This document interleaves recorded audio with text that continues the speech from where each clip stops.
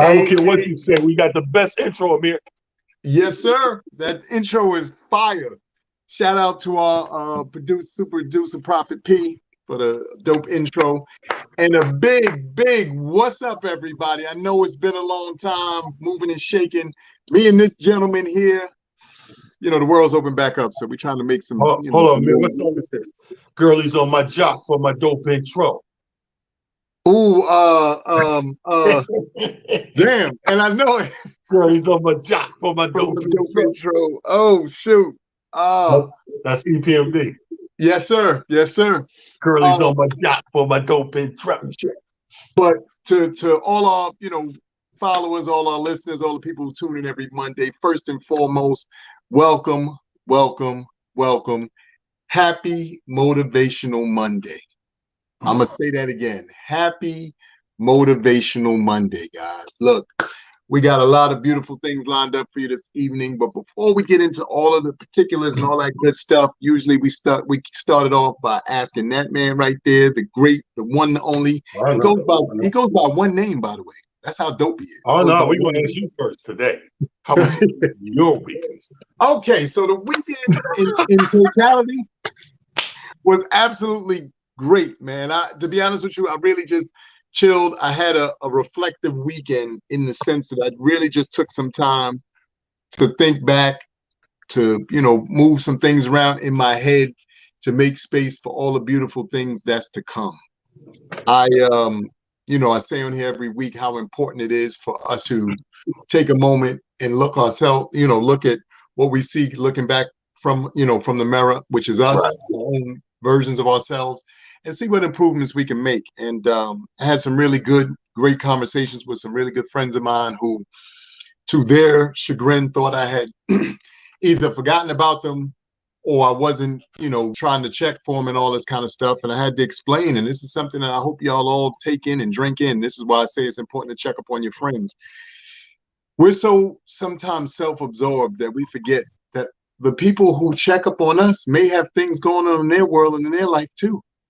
So we can't be so self-absorbed that we forget that, all the strong people who are part of your circle, who are part of your world, who do the checking in, who give you those, wonderful memes and powerful things to help you through whatever situation you're going through, they're human too. And every now and again, they got to recharge their battery.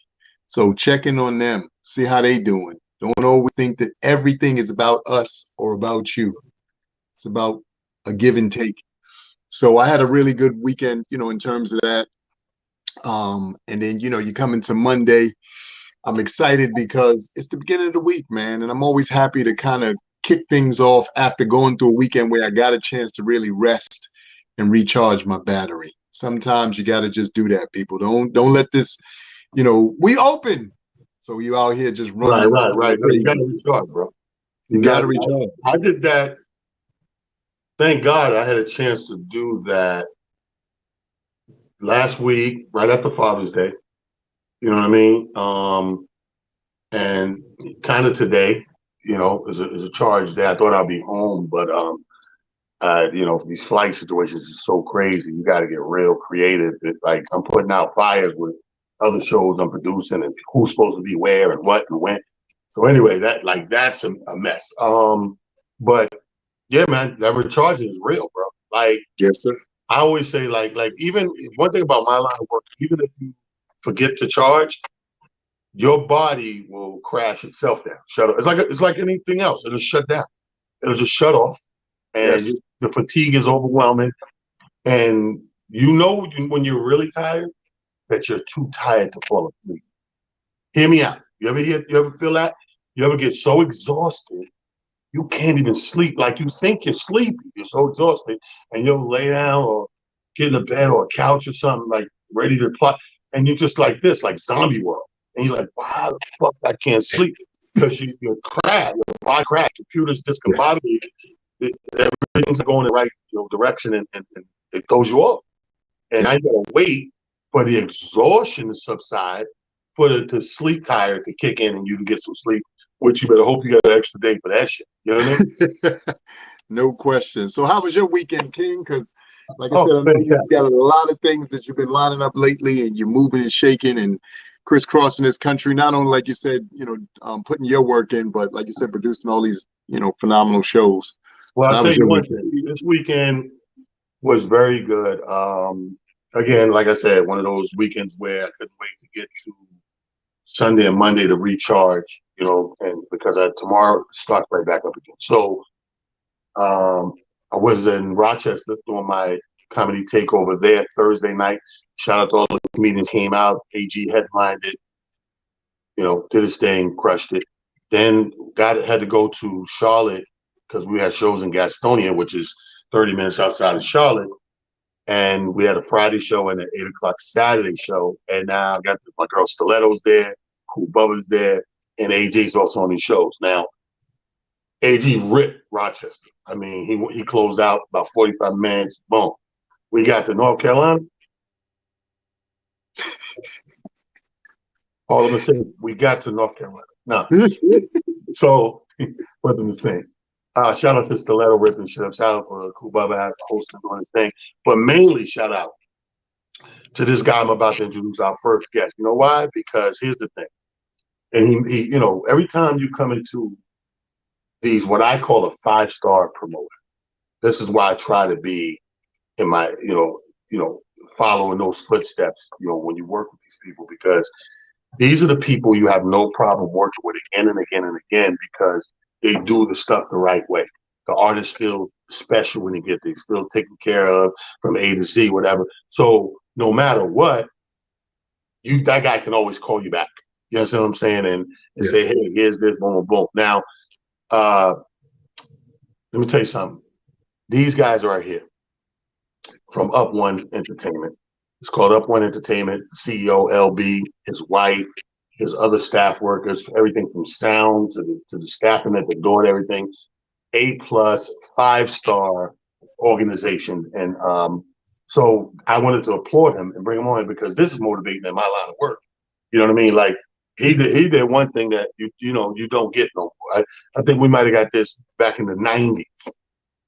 The brother said, yeah, because we there Friday and Saturday.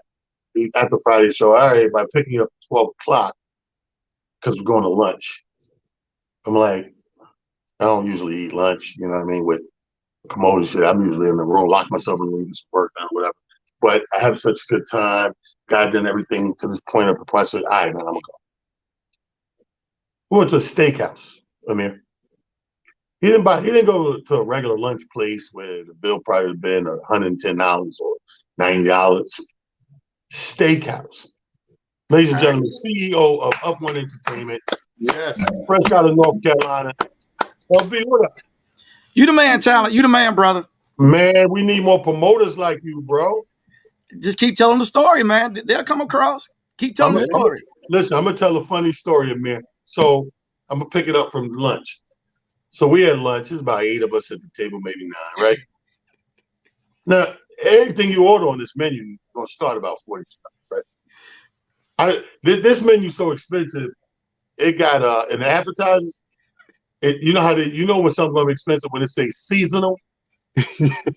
So I said, let me get some celery and carrots with the sour cream. These niggas said, the celery seasonal. I said, yeah, hold on. They trying to get it. So here's the thing. We're having a good time. He said, Steve, it's this drink I want to put you on to. And it's not even my type of drink, what I normally drink. But again, you be festive, when in Rome. Ain't going to kill you to try this drink, right? So while we doing all this and advertise all that, the food comes, everybody's having a good time. Now, I've been raised a certain way. I was raised like this. Even if my shit wasn't perfect, it's the principle of this shit. I'm not saying shit. I'm not sending nothing back. I'm getting through this. Thank you very much, sir. I appreciate this lunch. So we got AG, and his staff worker, white people, like the 2 white people. So AG ordered wings. First of all, how hood is it of him to go to a steakhouse and order the wings? But that's another story. So anyway, he got 10 wings in front of him. He got 10 wings. He eats 8 ferociously. Gets to the last 2 wings. Yes. Like, oh, what the fuck? Like he starts talking. Oh, God. Everybody's like, oh, she's delicious. Y'all, the last 2 wings are rubbery. The girl next to him, his staff worker, young lady says, Yeah, mine's a little dry. My chicken's dry. They pulled the fucking staff over, bro. Now me and him trying to act like we don't see this shit. This shit is taking a minute, bro. And then going back and they dead serious. And I said, yo, y'all look like a married couple. Like, The nah, man, it's the honeymoon. last 2 weeks. They 2 were weeks. honeymoon. How'd you feel at that point, bro? Yeah. Good. Yeah. Just what Tyler doing right now, this is what we had at lunch. He clowned the whole time.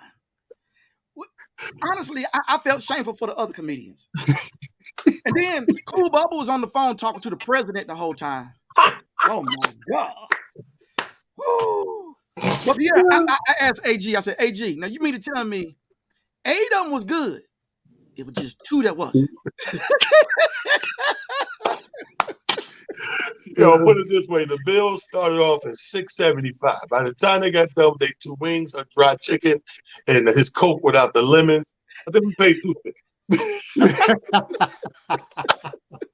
But no, it was a stone cold blast. I bring that up because it stands out because so much has changed in the promotion game. I want to address this, and this was a breath of fresh air this weekend. I know, the turnout could have been better on your end, and this, that, the third. I know what it's like to be on the side of the gate. Friday night was very decent, very nice, and very festive. And then Saturday took a dip or whatever. But let me tell you how the game has changed over the years. The game has changed so much, and people don't know what to expect artist-wise when they go on the road so much. We've took a lot of power away from the promoter because of the fear of something going wrong. You know what I mean? So the old day was this. Amir, you a promoter, you call me. LB, you call me in 96, 97. Hey, we want to book, you got blah, blah, blah. You would take care of whatever the fee is. You would take care of the flight. You would take care of the hotel. You would take care of the ground transport. You would, there might be a meal or two in there, some, whatever. It's gotten so raggedy, fast forward 20 years, that most entertainers like myself, we don't even allow that. So we don't want you booking our flight because, you get promoters that's trying to be so cheap.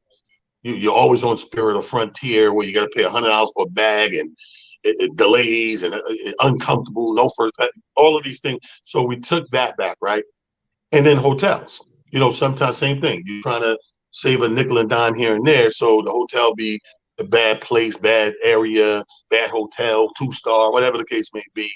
So we started to do what we call these all-in deals and be like, okay, well, give me this X amount of money and just tell me what the thing is, and I'll do all my other stuff, and I'll get there, and all I need from you is ground transport. Mm-hmm. So fast forward, knowing that it got there, now me and this brother, we didn't work together before. We didn't meet or anything. He worked with Bubba. Bubba's the middleman. So when I get there, of course, don't know what to expect, whatever. I say, hey, brother, can you send me the hotel information? Boom, get it right away. Oh, Hilton Garden Inn. I like Hilton Garden Inn. They got the pool, they got the jacuzzi, they always got the nice clean bar, the rooms are dope, it's Hilton.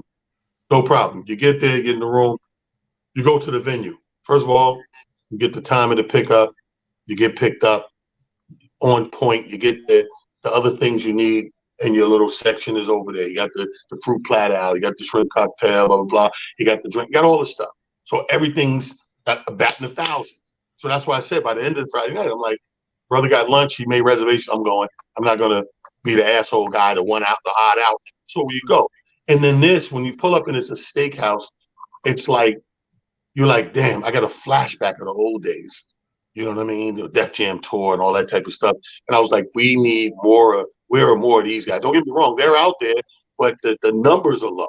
You know what I mean? Like you might got all the traveling I do. I'll be honest with you, LB. I would put it at a low 25, 30 percentile of the people who do it first class or A+ the way you do it. And I wanted to applaud you and bring you on it because that motivated me, you know what I mean, on my end because you right out, you're picking my brain the way I try to treat my comrades when I bring them to my shows. Let me put us in your brain and train of thought of putting this show together, where your sky's the limit goes, because you were talking about going to Charlotte and all that stuff. Give us a indication of what's going on, on your entertainment group, Up One and everything.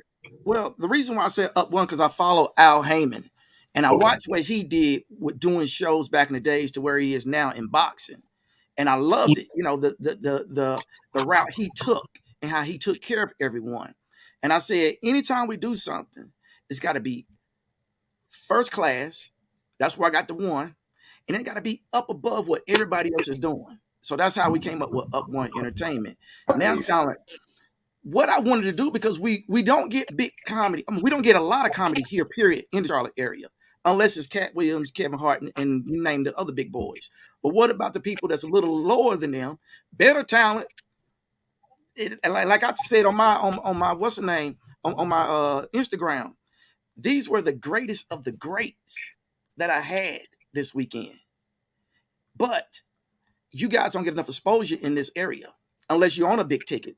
So I want to bring you guys, and I want to do more of that, bringing guys like you, Talent. I followed you back from the Def Jam, from those days, and that's how I really selected you.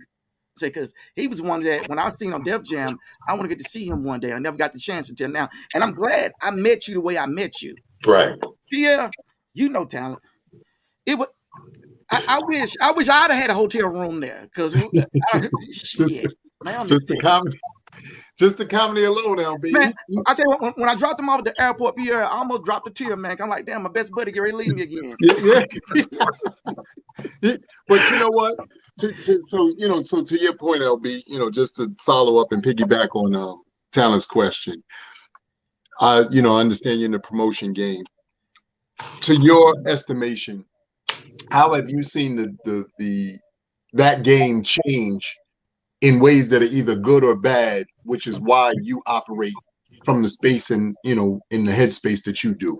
Because, obviously as a promoter, you have competition or you have other, people who do what you do, but I'm sure you've either been to some of their events or you've been around and, saw what they're capable or not capable of. And how is that, like you said, really affected, where you, bring your game to where it is? It's a big difference, because when you're battling against other comedy spots, like the Comedy Zone here in Charlotte, their customers come every week for comedy, nothing else, just comedy. Where with what I do, I do an R&B show, I'll do a jazz show, do a comedy show. I'm doing something totally different, not at a facility that's known for comedy. So it's hard to bring people like Talent, Stiletto, Cool B, AG in, and people don't really know them unless they follow them from way back in the days. Right. So that social media comedy, that's the thing that's pulling so many people. That's what I was telling the guys at lunch, is if they can beef that social media up just a little bit more to get more familiar, because other spots where you go into comedy clubs, they know you. You've been there several times. Spots like where Talent came to mind, they don't know you. And it's hard on us promoters, man. It's real hard. Well, I'm going to tell you what you got to do is, and this is why I was all for, when you said you want to move it over to Charlotte, I'm all for that because of a couple of things. One thing is, there's a built-in base in Charlotte of mad Northeast. Everything from New York down moved to Charlotte. When I did Charlotte a couple months ago with, like I said, Tone X does a last Thursday or something, right in the month. Mm-hmm. When I did his room, bro, when I tell you we rammed that in, and 80% of those people were from different parts of New York, Philly, Jersey. It was about 30 people just from my little ass town. My sister came out, they 10 deep. Then my nephew out, he 8 deep. And it's 30 of these motherfuckers that just from there.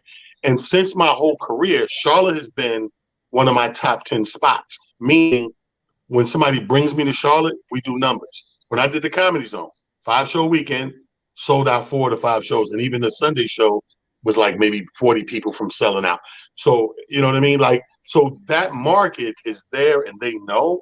And Gastonia is the type of place where the ones who do know, the few people who may know exactly who you bring in or whatever, they don't mind driving 30 minutes to do a good show, quality show. Right. It's like I always say, the Baltimore syndrome.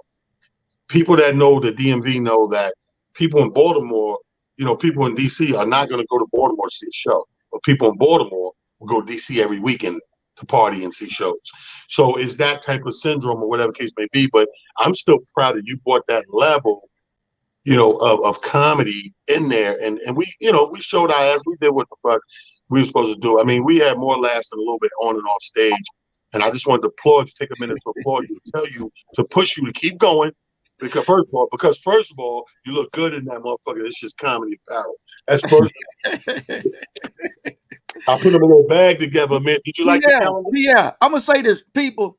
Y'all gotta watch Talent, because Talent is a setup, a big instigator. He pushed AG. He pushed AG on Saturday night to get on the floor. No, I didn't. I swear to God. Let me tell you what happened. LB, let me tell you what happened. Amir, this is the funniest shit in the world. See, this is why you know what he reminded me of? And you guys may or may not know this. There's a difference, and I've been talking about this shit since I left your shows. There's a difference of a comedian and a comic. Now, hear me out. People say, oh, it's the same thing. It's not.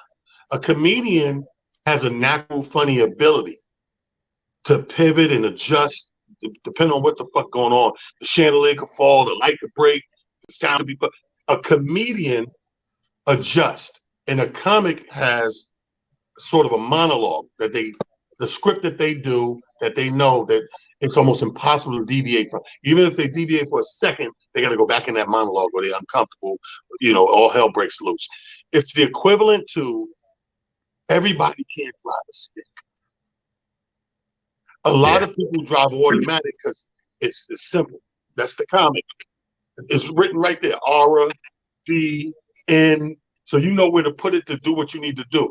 The stick, you got to know where that joint go. Anybody that drove a stick know what I'm talking about. Like sometimes you got to downshift to second gear. Something happened in the room. Bring it down to 2. Then I got to jump. You might have to close out. Go all the way to 5. Thank you. Good night with the standing ovation.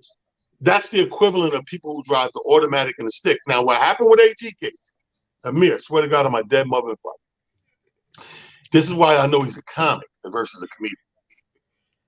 And when the first night, you know, make sure ain't nobody in here fuck with us. First night didn't go so well, right? So now, here's what's happening. Instead of him reading and making an adjustment on himself, first thing he did was put it on the crowd, right? He said, oh, this crowd is weird, man. They go here and they drop down on you, blah, blah, blah. It's never the crowd, bro. You have to adjust. You understand what I'm saying? So instead of doing that type of homework and due diligence, the first thing he did, as soon as he got off and he's sitting there saying that, Bubba brings up Stiletto. Stiletto just makes up her mind like, oh, we got a spotlight. I'm going to work the fucking floor. And fucking kills and crushes working this floor for 30 minutes, right? So in his mind, instead of him adjusting his own shit, his adjustment was, oh, I should have did the floor. He said it out loud to me. He said, I should have did the floor. I said, don't say that, bro. It's not the floor. It's what you do. And to prove my point, what did I do, LB? I went back on the stage. I didn't follow Stiletto and do the floor. I went back on the stage, brought him into my world, and did my thing. Gave a great show. Thank y'all. Good night, right? So come back night 2. Again, instead of doing the right proper homework and due diligence, when they introduce this nigga goes on the floor. Fuck that going on the floor. Not paying attention, the spotlight nigga's not there tonight. So you're in the dark. You're in the dark on the floor. Yeah. So second night is worse than the first night. Oh, damn. Part of it because you're in the dark. They can't fucking see you, right? Because you're trying to mimic what you seen last night that worked for her. That's her, man. You don't adjust for her shit. She do her shit. You got to figure out what AD got to do. So again, to prove him wrong again, there's no spotlight. Stiletto goes on the stage. I go on the stage. We do our thing. We rip. Thank you. Good night. Good show. So now I know he's in his fucking brain bag like, fuck, I can't win for losing. No, you did the wrong homework. You're a comic. So you're not adjusting the proper way. I didn't geese him, yo. I didn't tell him to do that floor shit. This was his homework or whatever he came up with. And long story short, it was a disaster. You're true. This guy, this is what I mean by constant A+ promoter. He didn't make him feel bad at all. If I was paying AG and I said I would hand that nigga a different menu. Everybody get that expensive fucking menu. I would have pulled out a crinkly memo from Arby's. Grubhub. I said, here we go. They got the meats. But this guy's too much of a gentleman and scholar for that. LB, Up One Entertainment. I wanted to bring you on. Look out for people. All my people down in North Carolina. Big things coming. He's not done yet. Like you said, we're taking over to test the waters in Charlotte and make this happen. I just wanted to personally on this show thank you for giving me a flashback of the way things used to be all the time. You know, now sporadically when you run into these things, it's like you got to count your blessings, bro. I didn't mind getting up early to go to the airport, get that early ass flight. I didn't mind getting home. I felt good the whole way. You know what I mean? Made my flight, got home. I was in a great fucking space, mentally and emotionally. Got there, got to the dogs, got to settle down, got a detox day yesterday. Today I'm still, even though I had to, the flights are still fucked up out here. So I had to come over to fucking Philly just to catch a flight to go to Buffalo. Tomorrow we got the big benefit going down. Shout out to Buffalo. The mass shooting would come in to do a big comedy concert. Myself, DL Hewley, Cedric the Entertainer, Don DC Curry, Earthquake, Ida Rodriguez, yours truly talent will be at the Shades Theater tomorrow, Nice. 7 o'clock, raising money for the families of the mass shooting because we got jokes for our folks. All right, so we do that tomorrow. LB, thank you very much. LB. Appreciate it, brother. We're looking forward to having you back down in Charlotte soon, brother. All right, salute, King. Peace, yo. All right, now.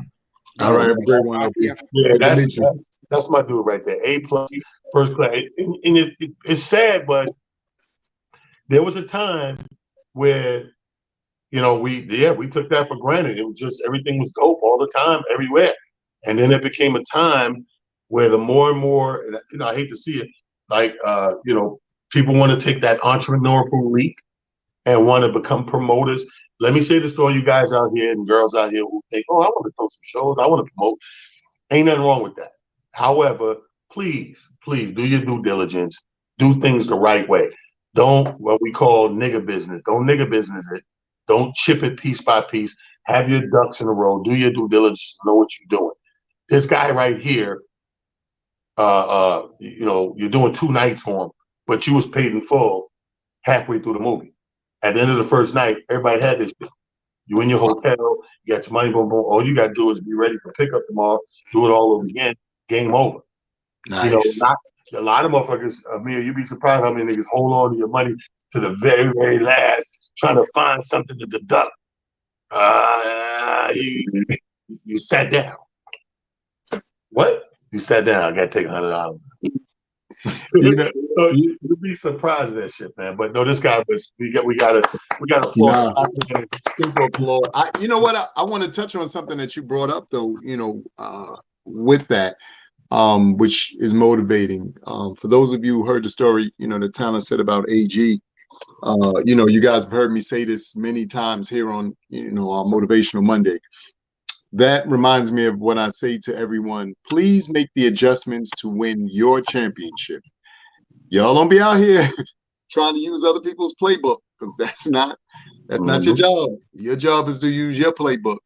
And in order to do that, as Talon said, not only do you have to read the room, but you have to know what your powers are, what your gifts are. Utilize those powers and those gifts in order to get the results that you're looking for. Please don't depend on somebody else's, situation when it comes to that, because as you heard from the stories Talon shared with us, it can be disastrous. Obviously, it's he's a comic and it's a comedic world, so it does and doesn't have as much energy as it might have for some of us. But it is very imperative that we start to understand that you have to truly understand your powers, your gifts, and utilize them and wield them in ways that are beneficial not only to you, but to whomever you're using and sharing those powers with.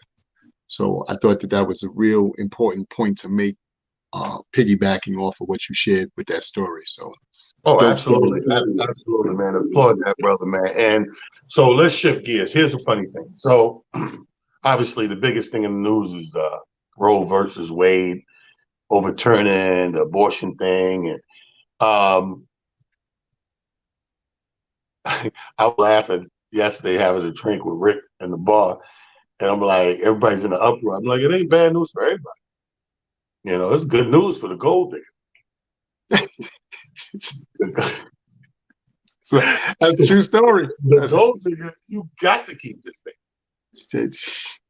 You can't even hit him with the get rid of this baby. No. The law Yeah. So It, I think that's funny. But here's my theory. Let me throw it out there. I'm gonna throw my theory out there because I think that there's a couple of things going on here, and this is what a lot of people don't know. And you can go back and check this, fact check this, people. People are in shock, and I don't know why they're in shock.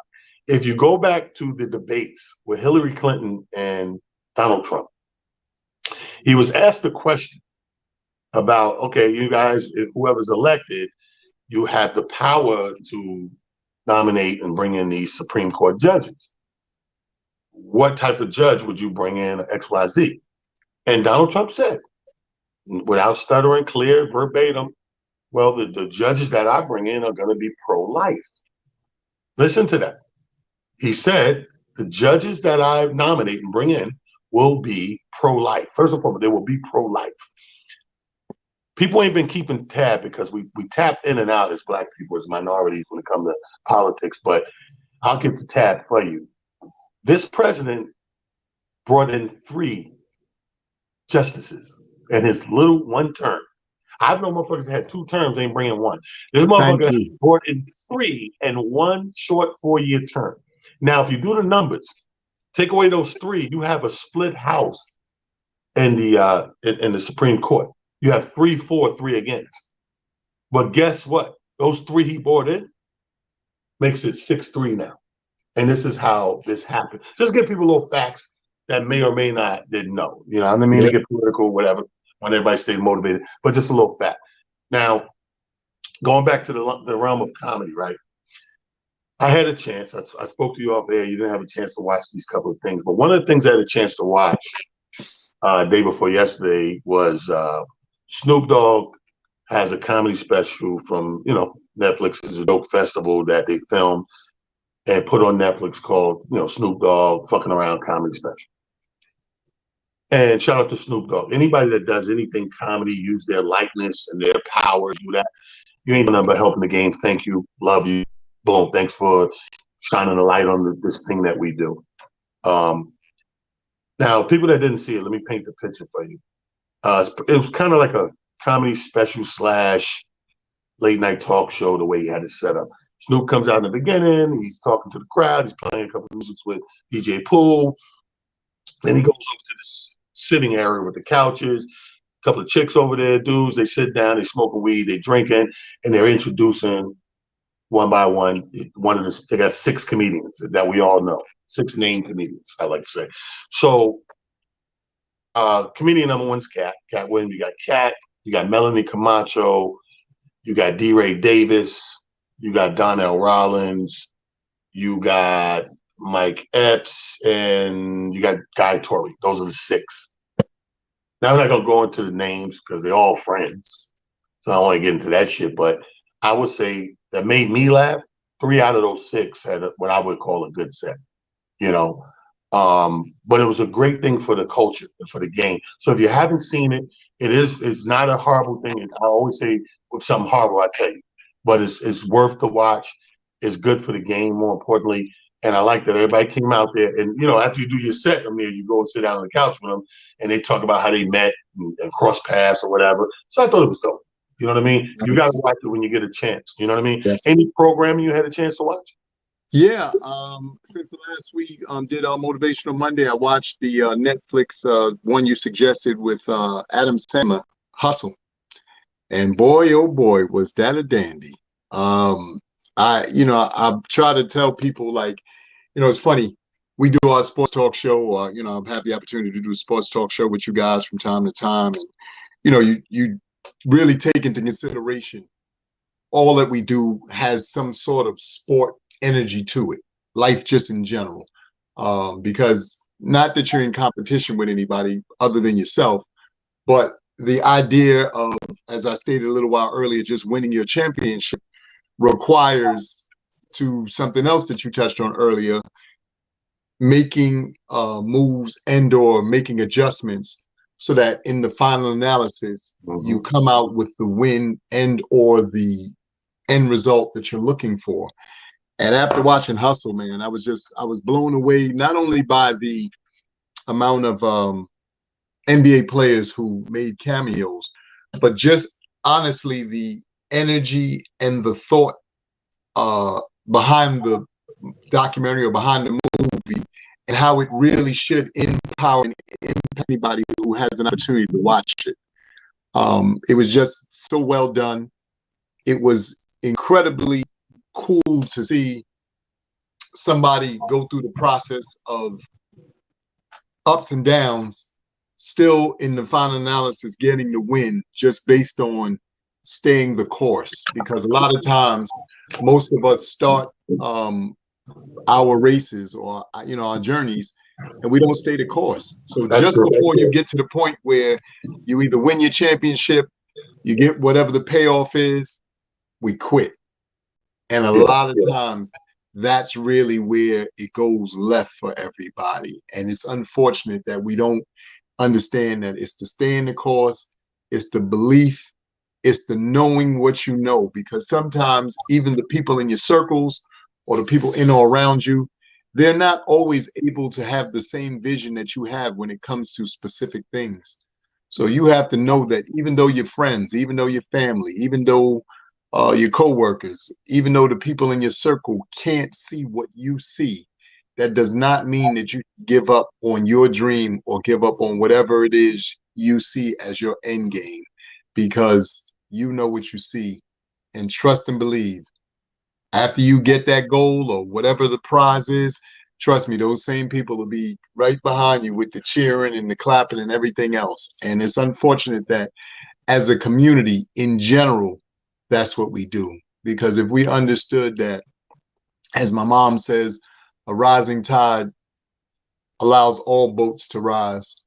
If we utilize that as our mantra or one of our mantras, we do so much better, and we be able to get so much more done, because we'd be helping each other. It's not, oh, I'm only helping this one, I'm only helping that one.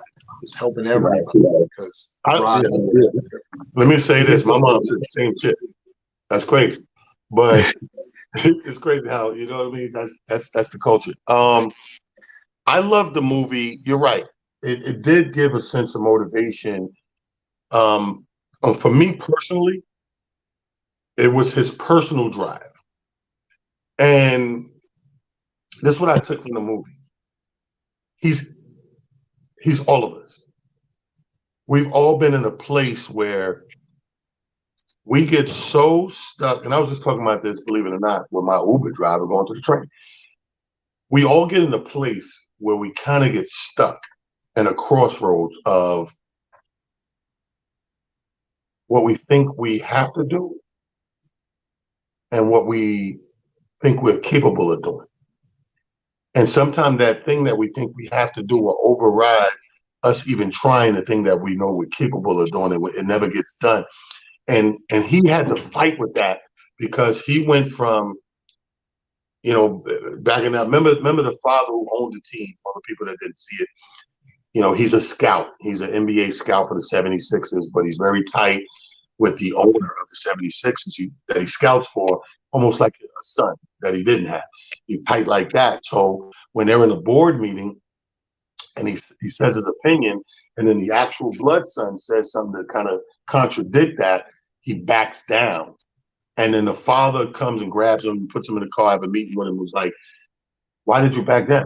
And he was like, well, I ain't want no trouble. That's your son. Blah, blah, blah. He was like, I don't give a fuck. He said, don't ever back down from what you believe in. You know your shit.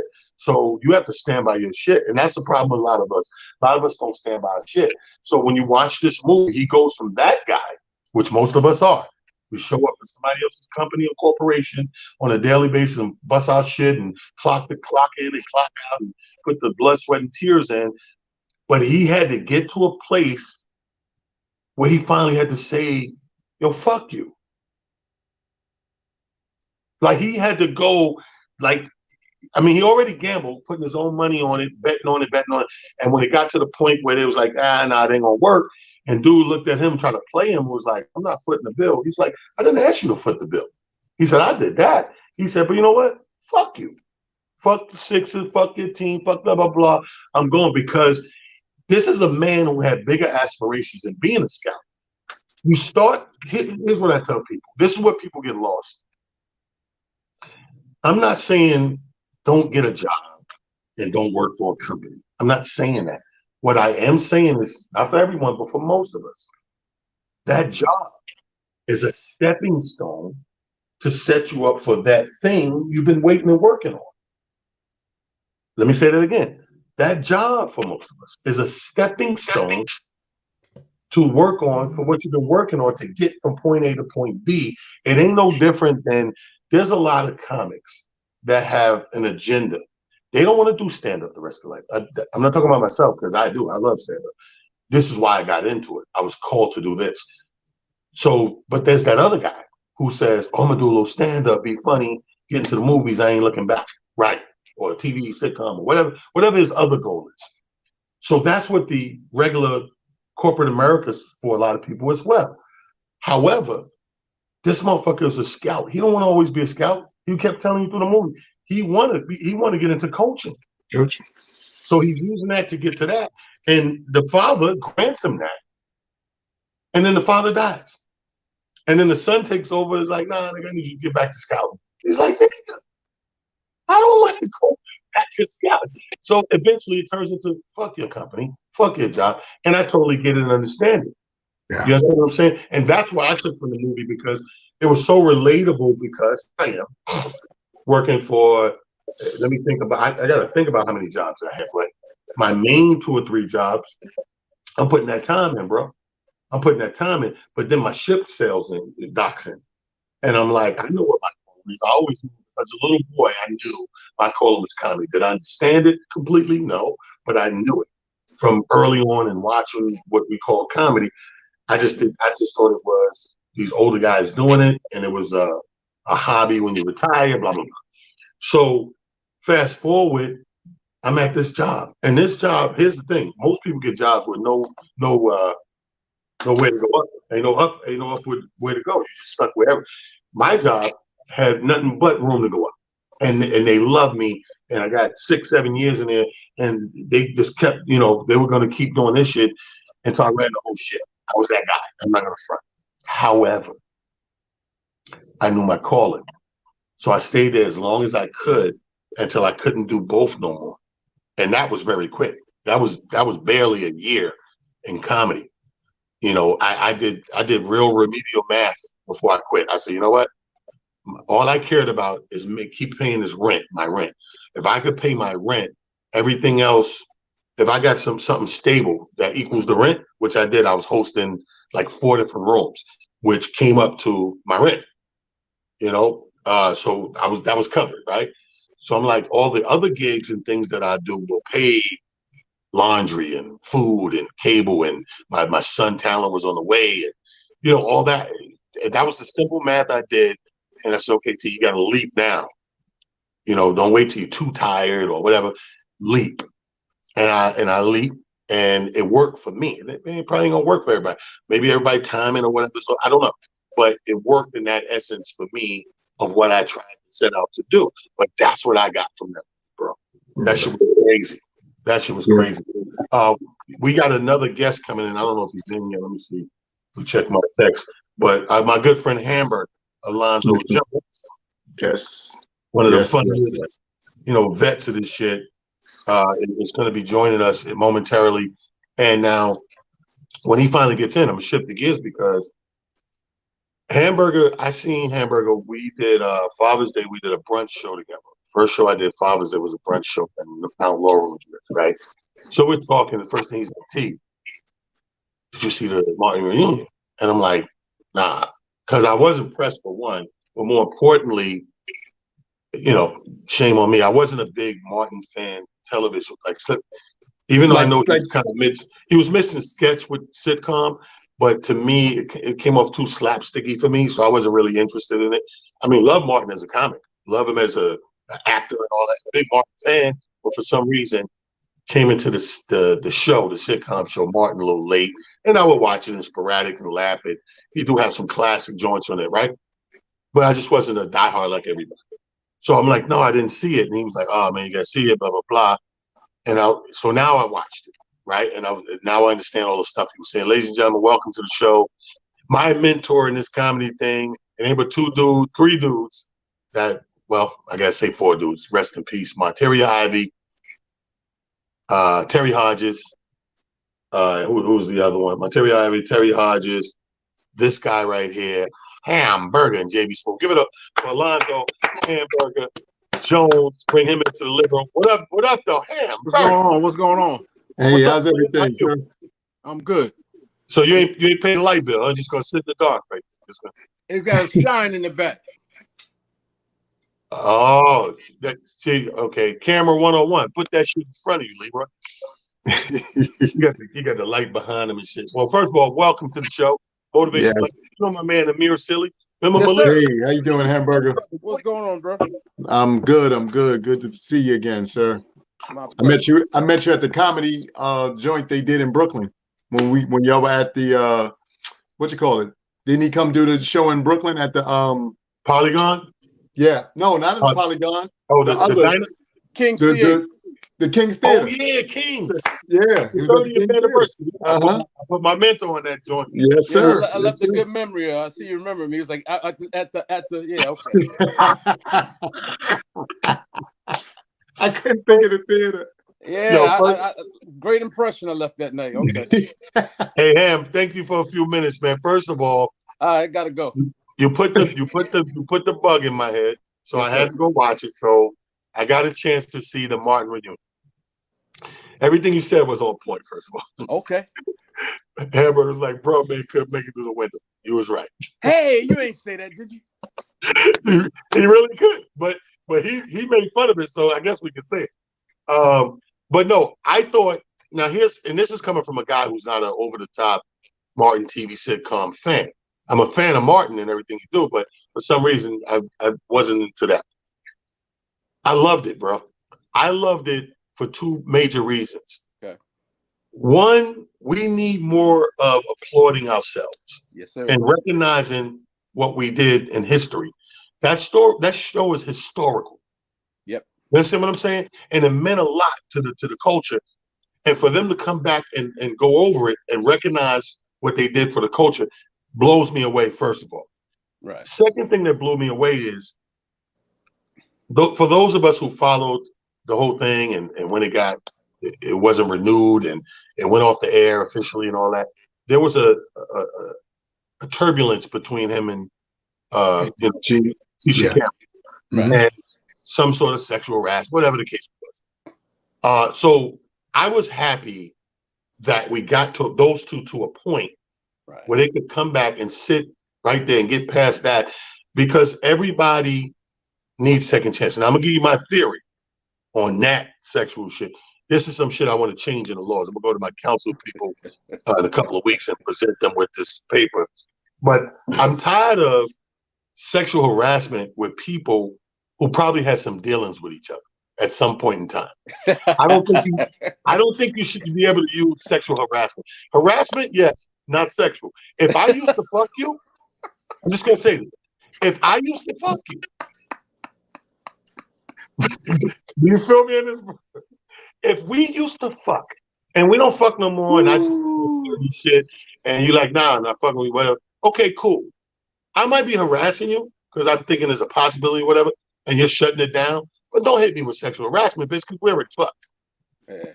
But I'm glad they got past whatever the fuck it was and were able to sit down and do this. I love what they did, paying homage to Tommy, like you said. I just thought it was great, man. Tell the people what you took from it, because you got the comedy genius brain. No, I enjoyed it. First of all, I think they touched on every base, and I think you and I talked about it. They left out one thing to me, that was Stan from the radio station. But I think that due to contract or whatever, he left the show early. So maybe that's why they left him out. And the older lady who Martin used to have a fight with all the time, if she's still alive, I would love to have seen her come through there and make the live appearance. But outside of that, they touched on every dynamic of the show, the characters, Gina and Pam, how they were long-term friends since childhood. Also Cole, they all knew from auditions from back in the day. That was dope. Those three had training. They were professionals, and they came along. So they took their acting skills and matched with Martin's comic genius, and it was a hit. And I like how they gave each other props on that too. Right. was like, yo, Martin was like, yo, I learned acting from y'all. Y'all helped my chops. And it was like, well, shit, we learned comedy timing from you. You helped our chops. Now, here's the thing that Berg brought to my attention that I think you're exactly right on too. You hit the nail on the head. There's a part in there where Gina's character, Tisha goes to give props to Kid Capri for the voiceover on the intro. And Martin, shuts it off. Is like, no, I was cold. Right? So now, when I look at it with my own eyes, it was bullshit. And Hamburg was like probably some logistics where they couldn't say that because somebody could come and try to get some money, whatever, after the fact, after Kid did for free. So you could look on Cole's face, let you know he was that shit. Gina was like, oh my God, Cole, you did that? I know you did. Cole's like, you know how motherfuckers just taking one for the team. He's like, so for 30 years, nobody asked who did the intro. You go to Good Times, you know who sang it. The Jeffersons, you know who sang it. Martin, 30 years, everybody's like, we don't know who sang it. Come on. This is when black people look out for black. Another point I loved about it. See, I'm one of those dudes because I'm fucking TV movie buff. I just be seeing shit I probably shouldn't be seeing or paying attention to. And I loved it because I was like, this is black people looking out, respecting how we look, right? Making sure we look good.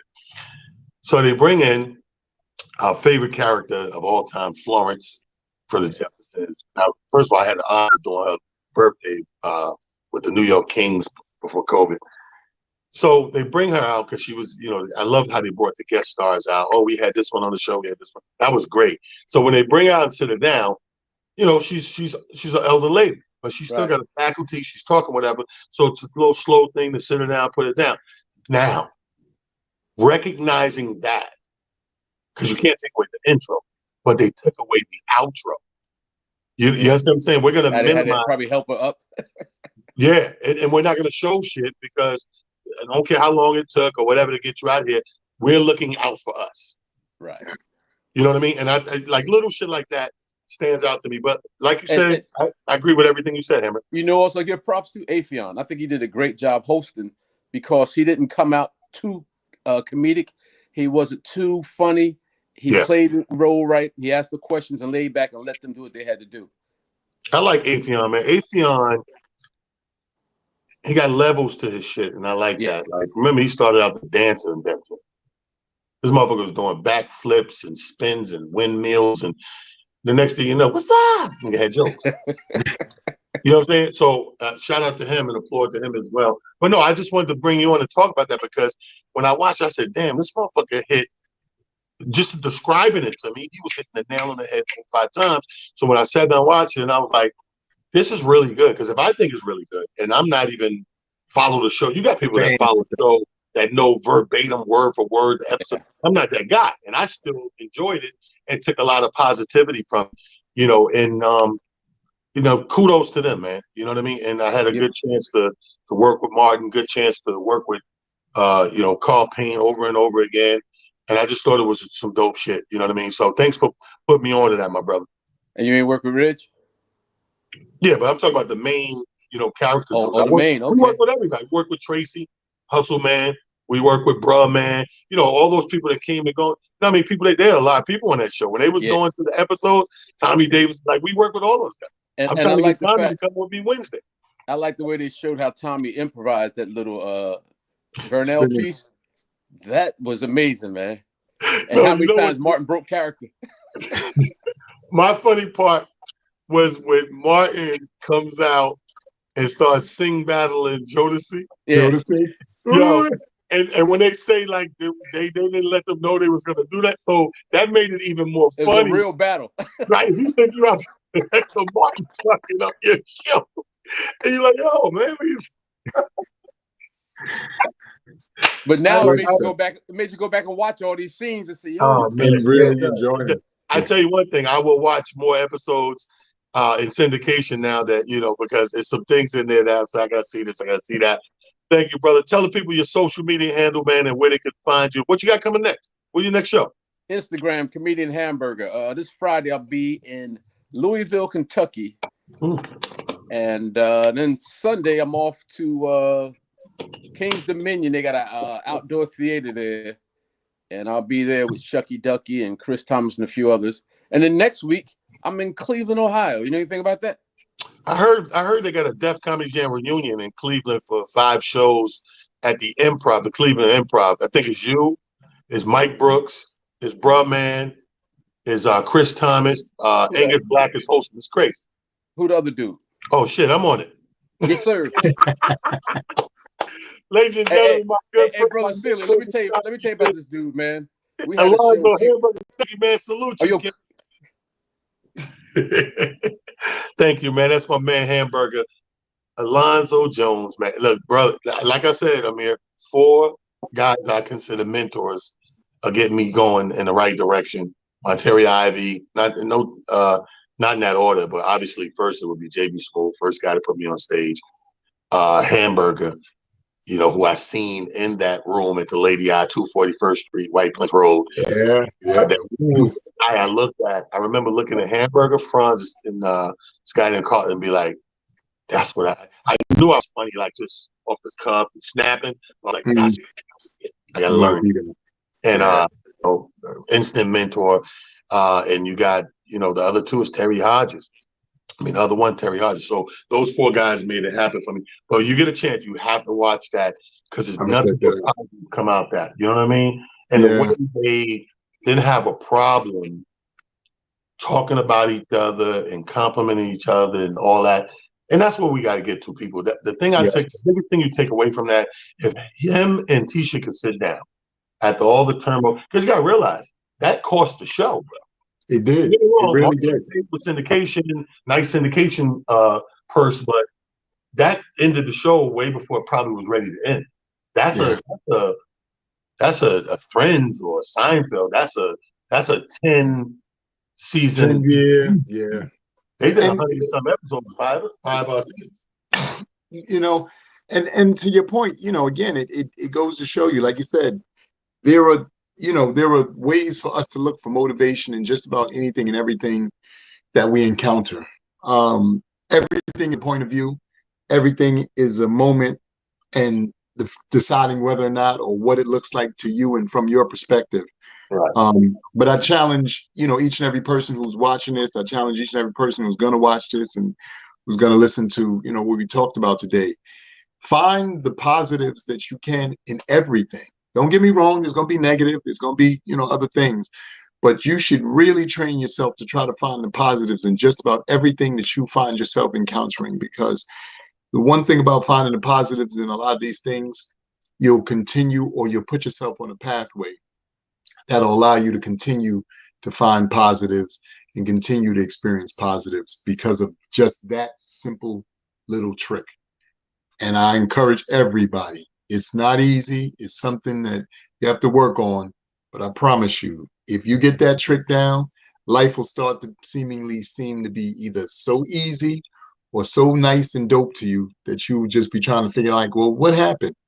You're not looking for the negative stuff. It's always going to be negativity. Our minds trick us into believing that, the negative is where it's at, but it really isn't. It's in the positive because that's a train ride. I promise you, once you get on, all the stops look dope. You want to get off and check everything. Right. You really just want to be a part of what that energy will allow you to really be a part of. So I think that was really dope, bringing that last part to our show today and allowing you and Hamburger expounding on just that alone, because you're right. We got to start looking to what we've experienced in the past. I'm not saying you got to forgive everybody, because I know there are certain circumstances for some of us that you're not able to forgive. So that's fine. But don't stay stuck in the energy of somebody having done you wrong or something having gone wrong, because when you do, I promise you, then you'll stay stuck. And nobody wants to be stuck. You keep looking for, your next plateau, whatever that may be for you. And if you're plateaued out, that's dope too. But just let people know. I say that again. You know what I'm saying? Because, sometimes, see, how we do. That's it for you. That might be it for them. So you got to be, you reached it.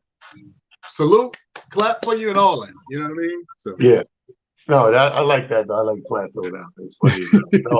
ladies and gentlemen, I hope you were able to read between some of these lines and see where we're going in these directions. Mentioning a couple of iconic things, because I'm a firm believer in one thing: we have enough star power now in our culture to blow everything up and to put a high beam on anything that we wish to. And that's why I applauded Snoop Dogg earlier in the show, because it's 1,000 Snoop Dogs out there. We got at least 1,000 Snoop Dogs, and not just rap. I'm talking about with just power and influence that could shine a light on the things that they like. You know what I mean? Rest in peace. I'm in the middle of reading this book that Sharonda bought me. Rest in peace, Sharonda.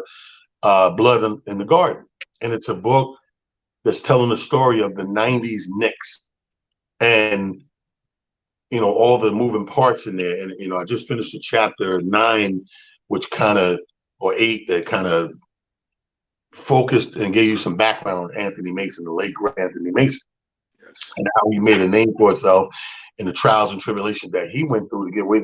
Anthony Mason was way ahead of his time. So now when you see the Shaq All-Star thing, whatever, Anthony Mason was the first hard body. Hard body. Like you see a lot of basketball players and athletes show up to comedy concerts and stuff, but he was hard body fan of comedy.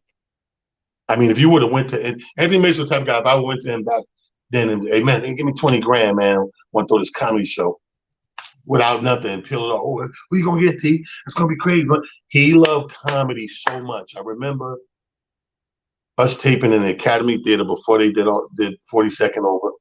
Academy Theater where Def Comedy Jam originally was taped. And I remember being at a taping, and this is maybe a year before I get to tape. I'm just down there hanging out. And they did 3 or 4 shows a day. They'll start like 1 in the afternoon on a Saturday. Tape 1, 3, tape 1, 5, tape 1. 7, you know what I mean? So I watched this man sitting there. Now, he's on the Knicks. This nigga got a job too. This motherfucker sitting there the whole day. And what they would do each time they retape, they shuffle. They let some more people in to fill in whoever left. Yes. But they shuffle you around so each show looks different audience-wise. And I watched this motherfucker start off being who he is up in the box. We got the Knicks in here, and everywhere. And then the next show, he can't be that guy because you got to shout somebody else out up there. He goes sit over here, and he goes sit over here, and he goes sit. And every city I seen him in, he was the same motherfucker that loved comedy. I don't care when he went and played in Charlotte. I don't care when he went and played over here and over there. Every city that I went to, if he was on that team and that team had a city, or he was in town playing that team, Anthony Mason is at the comedy show. You're going to see him backstage at the theater. You're going to see him in the green room at the comedy club. He loved comedy. And that's what brought back memories with the Snoop thing. Is like, you got people that are famous for other things. But if you know you love something, it's okay to shine a light on it. I'm always talking about live bands and people who can sing and stuff, because I love that shit. Poets, poetry, shit that I love to indulge in, that I might not do it myself, but I love it. I ain't got no problem. That's why when you come to a comedy show, you might see a poet. What's our man? K-Mal. You might see K-Mal get up there and do his thing. You might see some singers that we know, some bands that we know, because I'm using my stage to platform this other talent. And people, that's all I want to do. Put it out there. You know what I mean? Let this motivation money. If you don't take nothing away, each one teach one. Each one help one. Yes. Each one support one. Yes. Even when I'm somewhere and I'm getting shit for free, I buy shit. If it's black, I buy shit. Motherfucker got mad at me. He's like, yo, T, you don't buy this. You going to the bar. I got your thing in the cooler. I'm going to get to that too. But I'm going to support this establishment a little bit, Thanks for having me. And take that away, people. Each one teach one. Each one support one. Happy Monday. Happy Monday.